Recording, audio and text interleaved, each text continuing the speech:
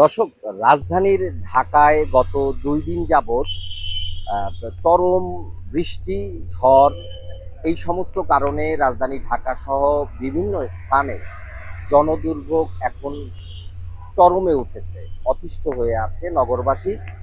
আবহাওয়া অফিসের সর্বশেষ পূর্বাভাস অনুযায়ী আগামী ৩ থেকে আরও ৪ দিন এইরকম বৃষ্টি এবং ঝড় থাকতে পারে, সাথে থাকতে পারে বজ্রপাত। সেই সমস্ত ঘটনাকে সাধারণ মানুষের কাছে আবহাওয়া অফিস বারবার জানাচ্ছে এবং তারা জানাচ্ছে যে এই ঝড় বৃষ্টিতে বজ্রপাতের যে আশঙ্কা রয়েছে, সেই কারণে তারা যদি মানুষের খুব গুরুত্বপূর্ণ কোনো ধরনের কার্যক্রম বাইরে না থাকে, তাহলে তারা যেন ঘরেই অবস্থান করে। এই সংক্রান্ত বিষয়ে আবহাওয়া অফিসের প্রতিবেদন গত ২ দিন যাবৎ বিভিন্ন সংবাদ মাধ্যমে ধারাবাহিকভাবে প্রকাশিত হচ্ছে। কিন্তু রাস্তাঘাটের যে অবস্থা এই বৃষ্টিতে, সর্বত্র মূল রাস্তা, সংযোগ রাস্তায় এই সমস্ত জায়গাতে প্রচুর পানি জমে গিয়েছে। অনেকের বাসায় একতলাতে পানি উঠে গিয়েছে। দোকানপাটে পানিতে সয়লাব। মানুষজন স্বাভাবিক জীবনযাত্রা কোনোভাবেই তারা স্বাভাবিক রাখতে পারছে না। জনদুর্ভোগ একদমই চরমে উঠে গিয়েছে কিছু কিছু স্থানে।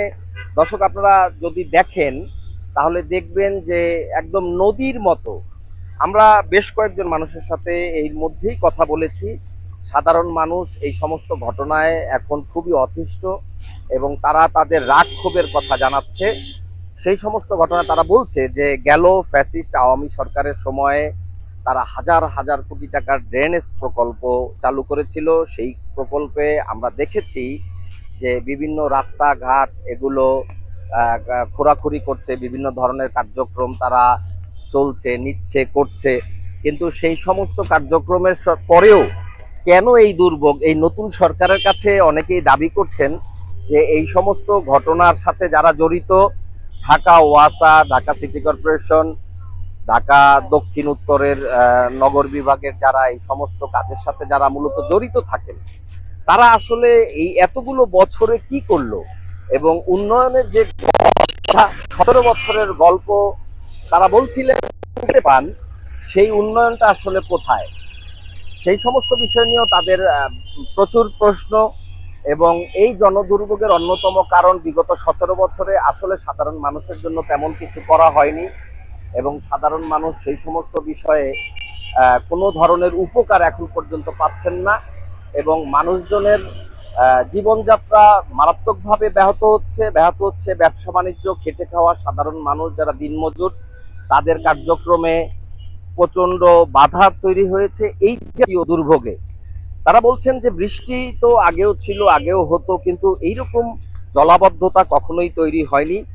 তো তারা একই সাথে নতুন সরকারের কাছে এও দাবি করেছেন যে অতি সত্বর এই সমস্ত গুরুত্বপূর্ণ বিষয় মাথায় রেখে জনদুর্ভোগ কমানোর ক্ষেত্রে যে সমস্ত সংস্থাগুলো সরকারের সাথে কাজ করে বা যারা এই সকল কার্যক্রমের সাথে জড়িত, মানুষের জনদুর্ভোগ লাঘবের জন্য তারা পদক্ষেপ যেন নেয় এবং বিগত দিনে ব্যাপক কার্যক্রমের কথা বলো, যে সমস্ত কাজ আসলে হয়নি সে সমস্ত ঘটনায় তারা এখন বলতে চাচ্ছে যে এই সম্মিলিত প্রয়াস যদি সঠিক থাকে, তাহলে তারা যেন এই ঘটনার সাথে বিগত দিনের এই সমস্ত দুর্নীতির সাথে যারা জড়িত তাদের বিচারের পাশাপাশি জনদুর্ভোগটা কমানোর উদ্দেশ্যে সঠিক ব্যবস্থাপনার মধ্য দিয়ে ড্রেনেজ ব্যবস্থা সম্প্রসারণ এবং সঠিকভাবে সেই কার্যক্রমটাকে অনুসরণ করা, যাতে করে এই জাতীয় ঘটনা পরবর্তী সময়ে এই বর্ষায় যদি বৃষ্টির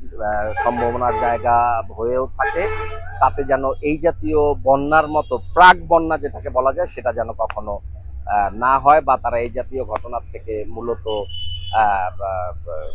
ভালোভাবে যাতে উত্তরণ ঘটাতে পারে সেই চেষ্টা বর্তমান সরকার করবে, এমনটাও অনেকে বলছিলেন।